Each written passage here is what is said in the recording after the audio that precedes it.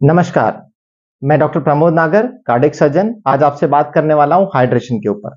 जब हम hydration word सुनते हैं, तो सबसे पहले हमारे दिमाग में जो चीज़ आती है, वो ये है कि हमें अधिक से अधिक पानी पीना चाहिए। हम जितना पानी पिएँगे, उतना स्वस्थ रहेंगे। लेकिन क्या अधिक पानी पीना हमारे बॉडी को वाक़ई हाइड्रेट करता है? या जो हमारी बॉडी की रिक्वायरमेंट है पानी को लेकर के, उसे पूरा कर पाता है? इसे समझाने के लिए doctor Peter Agre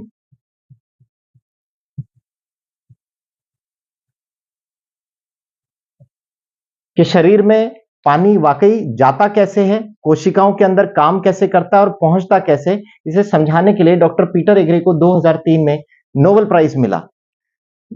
doctor Peter Agre का कहना है कि हमारे जो सेल हैं, हमारी जो कोशिका हैं, इनके सरफेस पे एक्वापोरिन्स या स्पेशल प्रोटीन्स होते हैं और ये माध्यम बनते हैं हमारे शरीर में पानी को ले जाने के। ये एक्वापोरिन की एक स्पेसिफिक साइज है। इनकी साइज जैसे आपके घर के दरवाजे से हाथी नहीं घुस सकता, वैसे ही इन एक्वापोरिन से हर पानी पार नहीं कर सकता और ये एक्वापोरिन के माध्यम से ही पानी अंदर और बाहर जाता है। हम सोचते हैं कि हमारे सेल में पानी जाने के बाद भरा रहता है, पर ऐसा नहीं है। डॉक्टर पीटर एग्रे ने समझाया कि पानी हमारे सेल में या कोशिकाओं में निरंतर अंदर बाहर होता रहता है और बहुत तेजी से अंदर बाहर होता है।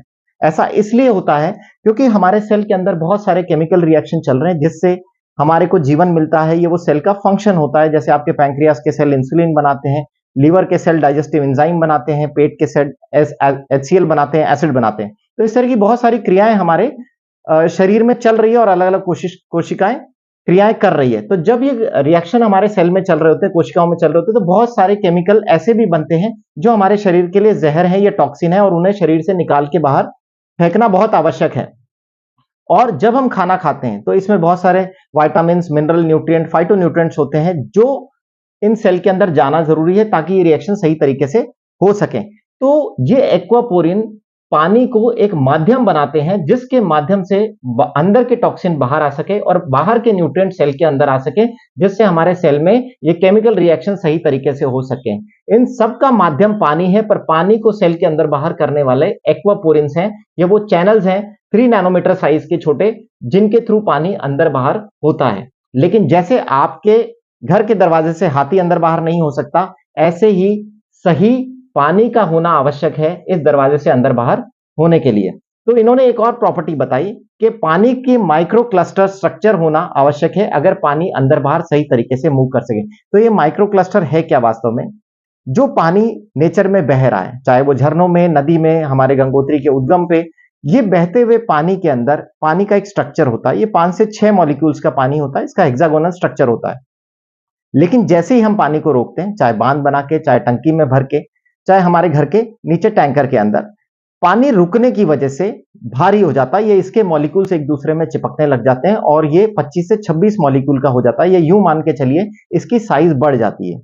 एक माइक्रो क्लस्टर्ड पानी, ये छोटे आकार का सही स्ट्रक्चर का पानी इस चैनल से बहुत आराम से अंदर बाहर हो सकता है। लेकिन मोटा पानी या अनस्ट्रक्चर्ड वाटर जिसे हम कह सकते हैं, अनस्ट्रक्चर्ड वाटर इस एक्वापोरिन के माध्यम से इजीली अंदर बाहर नहीं हो सकता, जिसकी वजह से आपका सेल डिहाइड्रेट हो जाता है या यूं कहे उसका हाइड्रेशन सही नहीं हो पाता।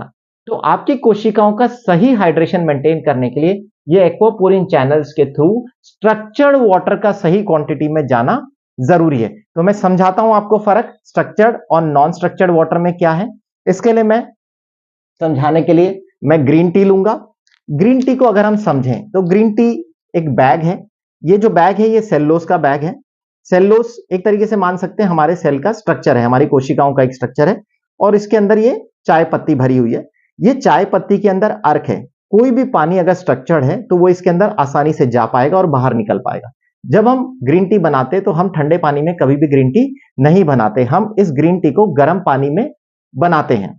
वो ऐसा इसलिए, जब पानी गर्म होता है, भाप के रूप में कन्वर्ट होता है, तो वो पतला हो जाता है या स्ट्रक्चर्ड हो जाता है, जिसकी वजह से वो आराम से इन कोशिकाओं में जा पाता है। तो ये चीज समझाने के लिए मैंने एक गिलास लिया है। इसके अंदर मेरे घर का नॉर्मल पानी है, RO का पानी है, ये यूं कहे डायरेक्ट टैप वाटर की सप्लाई है। मैं इसके अंदर ये पाउच आपको डुबो करके दिखाता हूं। आप देख रहे हैं कि इसमें ग्रीन टी नहीं बन पा रही है। ये नहीं बनने का कारण ये है कि ये पानी जो है अनस्ट्रक्चर्ड पानी है। सबसे पहले इसे सरकारी बांध में रोका गया, फिर इसे सरकारी टंकियों में रोका गया, फिर मेरे पानी की टंकी में ये रुका और ये पानी अनस्ट्रक्चर्ड होने की वजह से इस सेल्यूलोज की अंदर नहीं जा सका पाउच के अंदर और इसका एक्सट्रैक्ट नहीं निकाल सका। अब मैं आपको एक दिखाता हूं स्ट्रक्चर्ड वाटर। इस कप में मैंने लिया है स्ट्रक्चर्ड वाटर और मैं अब इस बैग को इसमें डिप कर देता हूं। आप देख रहे हैं कि कितनी आसानी से ग्रीन टी बन गई है।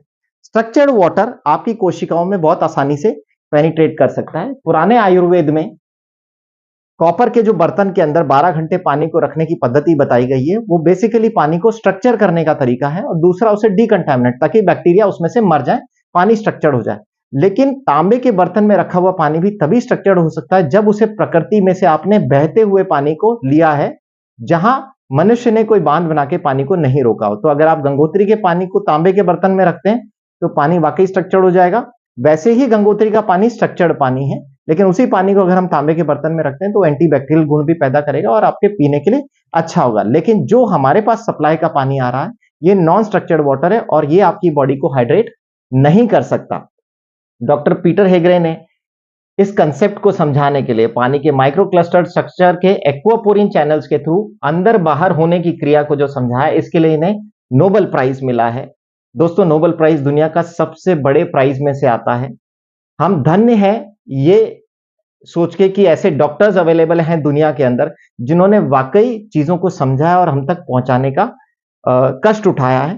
तो अगर हम इस चीज को समझ सकें, डॉक्टर पीटर हेगरे के इस कंसेप्ट को, तो हम अपने स्वास्थ्य को अच्छा मेंटेन कर पाएंगे। क्योंकि एक बुक लिखी गई है, you are not sick you are thirsty. आप उसे पढ़िए, आप समझ जाएंगे कि अगर आपकी बॉडी का हाइड्रेशन सही नहीं है तो आपको बहुत सारी बीमारियां लगेगी, क्योंकि आपके सेल के अंदर केमिकल रिएक्शन सही नहीं होंगे, वो बहुत सारे केमिकल्स बना नहीं पाएंगे और उनके अंदर से टॉक्सिन्स बाहर नहीं निकल पाएंगे और न्यूट्रिएंट्स अंदर नहीं जा पाएंगे, जिसकी वजह से वो सेल खत्म हो जाएंगे और आपको बहुत सारी बीमारियां लगेगी। इनफैक्ट कैंसर जैसी बीमारी को भी आप स्ट्रक्चर्ड वाटर कंज्यूम करके आसानी से सही कर सकते हैं, ताकि कैंसर सेल के अंदर से गंदगी बाहर निकल सके और सही न्यूट्रिएंट जब उसको मिलेंगे तो वो सेल भी हील होना स्टार्ट हो जाएगा। तो दोस्तों, मैं उम्मीद करता हूं कि आज के बाद आप भी अपने जीवन में स्ट्रक्चर्ड पानी पिएंगे। मैंने जो स्ट्रक्चर्ड वाटर आपको दिखाया ये एनर्जिक के कैंगन डिवाइस से निकला हुआ पानी है और ये पानी मैं रेगुलर कंज्यूम कर रहा हूं और मैं सबको यही सलाह देता हूं कि इस तरह का पानी आपको भी रेगुलर कंज्यूम करना चाहिए। Thank you.